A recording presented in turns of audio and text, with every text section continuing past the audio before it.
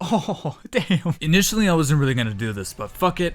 Everything's already set up. I got my shirt. Let's do this.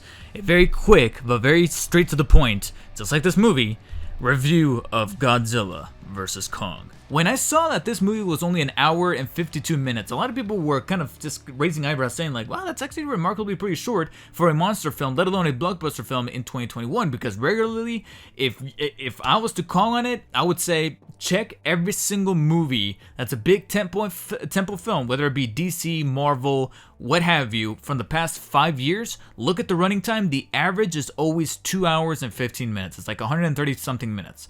So seeing that this is an hour and 50, just under 2 hours, I was actually of the mind of saying good, because this can mean that the monsters are going to be more on screen because the budget will allow for the monsters to be on screen much more frequently. Plus, they were also able to cut down on shooting time and costs as far as scheduling, because when some of these shots are predominantly CG with two of the biggest titans of movie history encompassing that screen, then naturally some scenes are just going to be complete CGI, and because they're complete CGI, they can render these scenes out while they're shooting the actual live action stuff. So I was going into this movie very positively, very optimistically, and to be frank, I liked it. I actually really liked this movie. Now, I do think it's a little bit of an injustice on this movie to not be shot in IMAX, because yes, I actually went to the theater and saw this in IMAX. You don't see a movie called Godzilla vs. Kong at home. I'm sorry, I know it's available on HBO Max and you guys are able to stream it, watch it.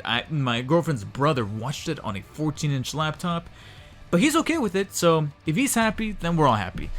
The thing is though, I wasn't going to be happy unless I had the right screen and the right sound system, and that's definitely the way to go with this kind of movie. I know that's a little tough to do right now with protocols in place because of COVID and social distancing, but as long as everything is just abided by that, I'd say try to make the effort to go see this in IMAX, because when these guys are on screen and they're fighting, you can see what's going on.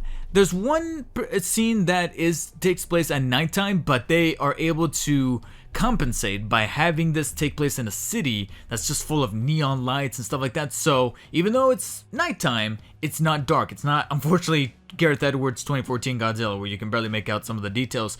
And you can argue that, you know, a talking head point here is the reason why they sometimes shoot these movies in the dark, not just with that first Godzilla, but even King of the Monsters, is to make the rendering of these creatures easier on the visual effects artists, because then they don't have to cover certain details and not have to render them. Here, however, because of that shorter runtime, I'd say they were able to afford more sequences where they're able to either splash in those neon lights with that cityscape that they're fighting in, or other sequences that take place in broad daylight. You can see everything that's going on, and on top of that, these monsters don't just fight in a very generic kind of back and forth sort of way. They are, particularly Kong, are smart motherfuckers, and they're able to utilize everything in their arsenal as far as body weight and Godzilla's tail, but then Kong's maneuverability. There's genuine fights that I will take the time to rewatch over and over and over when this comes out, either on home media or if I still have my HBO subscription intact, then check it out there through the streaming service. And what helps make these sequences be awesome is that they didn't cut corners with those special effects. Like, this is being blown out on an IMAX screen, and again, it doesn't encompass the entire screen because they didn't shoot this in IMAX. It's formatted in IMAX, but they didn't shoot it with like the IMAX cameras like some of the Russo brothers did. The Russo brothers did with some sequences in the Avenger movies, or Christopher Nolan does with pretty much the majority of his latest films like Tenet and Interstellar and Dunkirk. So it doesn't have that aspect ratio to really showcase, because that's, you know, it's wishful thinking, but this is how I would have shot a movie like Godzilla vs. Kong, is to shoot it in that format. So part of me wishes that those bars would kind of just disappear. But you are presenting this on a bigger resolution with the IMAX screen, and these effects are never, I mean, sure, they're CG monsters, but they never compromise detail or quality. And to be honest, I would say Kong probably gets the better end of the stick here as far as graphic fidelity, because not only are you dealing with a monster to make him look real, but also to sell emotional cues. especially when the creature is very up close and personal to the camera, and you're seeing the fur, you're seeing the wrinkles, and most importantly, you're seeing the eyes. And the eyes, you can just kind of connect with Kong on an emotional level, and with the visual effects, it's definitely one of the things that helps do that, especially when he's in a different environment that you're used to him seeing. Not going to go into too much detail as to why, but there's certain avenues that they explore with Kong being in a different place at a different time, and you see those particles kind of take effect around his fur and things like that, and he is a marvel to behold. Now notice that I mentioned that you connect with Kong on a much more emotional level than you do on our other brethren here, Godzilla, because this is a slight little nitpick, also kind of coated in a sweet, chocolatey, positive outlook, and that's that I think everyone can agree, and this is something that was already being kind of sold by the trailer, so it's not necessarily a spoiler, but Kong is in fact our central protagonist as far as the two Titans are concerned. He is our main cipher for the audience because he's the one that's able to connect with the little girl and the humans on a much more rooted level than Godzilla. And it makes sense when you think of it from a scientific level, because Godzilla is a nuclear lizard, whereas Kong, he's a giant ape, but he's an ape nonetheless. They can use sign language in real life, they can use sign language, they can, communicate with humans, and of course, there's the whole theory of evolution. That's who we're derived from, so we're gonna have a much deeper understanding with them, and they actually pay attention to that in this movie, and because of that, you're able to really resonate with Kong to the point where even Godzilla fans, like myself, there were times where even I was rooting for Kong. I was like, whoever, loses, I guess we kind of win to an extent. It's not like Alien vs. Predator in that regard. So with that in mind, on the other side of the coin, you do have Godzilla, who looks awesome. He has his badass moments with his nuclear atomic breath and the other things that he kind of does amongst the city and in his fights versus Kong. But make no mistake, he is frankly the antagonist of this film, to the point where there's even times where I felt like they did my man dirty, my giant Lizzie dirty, with certain things that they make him do, and I understand why he does them, but let's just say there's one shot in particular where I was like, ew, why'd you make him do that? That's disgusting.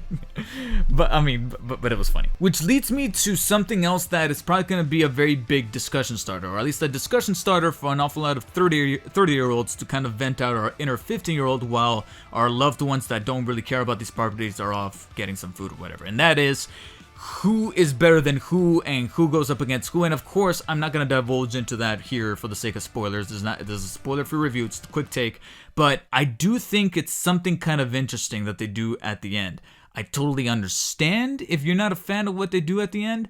I thought it was somewhat clever that they were able to answer the question of whether or not there's a definitive winner between these two, while at the same time not making it very clear-cut that they're, generally black and white, both Godzilla and Kong. There's something of even ground here that some of you may or may not already know because of certain leaks and spoilers that have gone out there into the internet already, and that's very unfortunate, but they do, in my opinion, what they do here at the end is a little bit clever.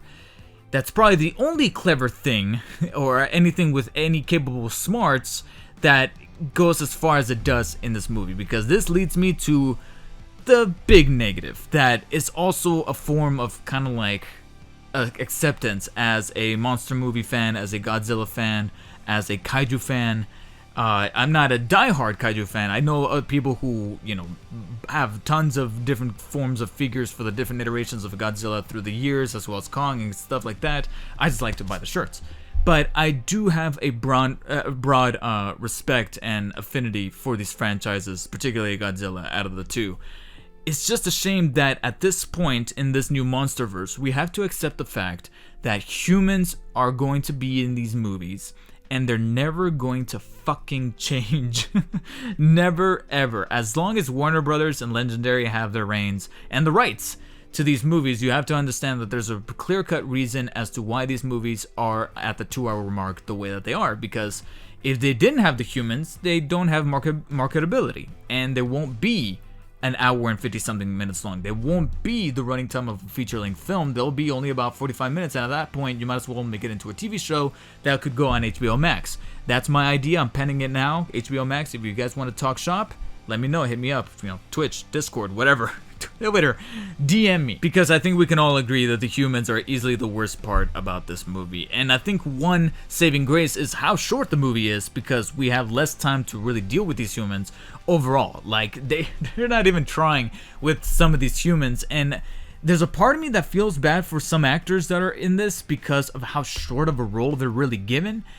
But on the other hand, I'm like, y'all are getting paid a shit ton just to literally be in one scene and walk right off and have the easiest job, the easiest paycheck known to actors all across Hollywood. Because damn, there's some actors in here where I'm like, wow, like you're not even trying. The writing behind you is not even trying. I was like, okay.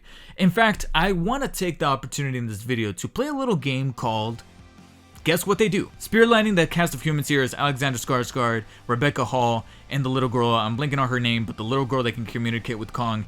Take a look at them. What they look like? Guess what they do? Damian Bashir wearing that coat. Guess what he does? His daughter, played by Isa Gonzalez, who I can't stand. Guess what she is? This guy, who I don't want to mention the character's name just in case, because even I didn't know the connection here, so for the sake of spoilers, but just take a look at him. Next to Damian Bashir, guess what he does? And then you have Millie Bobby Brown, Julian Dennison, and Brian Tyree Henry, I think is his name. Just take a look at them. What they look like is what they do. That's the answer. It's a trick question. Everybody, how they look like, is exactly what they do. It's exactly what you expect, and nothing else. Again, not even trying, and not even worth it. And because of that, there's so many moments in the plot and in the segments cutting to these humans where obviously they're going to cut to them whenever certain fights are happening. And at that point, like I said, I couldn't even get mad. I was just in the phase of acceptance, like we generally come to do when mourning the loss of a loved one.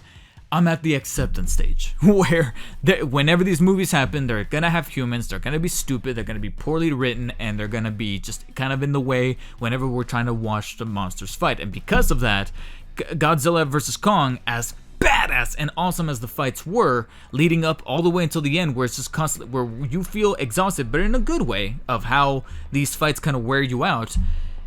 Later, when you kind of want to rewatch these scenes, you're gonna just rewatch those scenes and you're gonna fast forward through all of the other clutter. And if you're able to accept that and not think or overthink too much about the stuff that's going on in the background with the humans, stuff that is very pure raw material for a mystery science theater commentary, then you're gonna be in good hands watching Godzilla vs. Kong. I recommend it if you're already a fan of these properties. If not, you can definitely try checking it out on HBO Max, because at least with that subscription, if you didn't like the movie, at least you got other content to kind of fall back on that's available on that streaming service. Otherwise, you may not be missing much. I, for one, though, thoroughly enjoyed it, and again, I wouldn't mind rewatching certain scenes and the definitive rounds of Godzilla and Kong going at it mano a mano and having a good blast with that. Thank you guys so much for watching. Until next time, stay humble.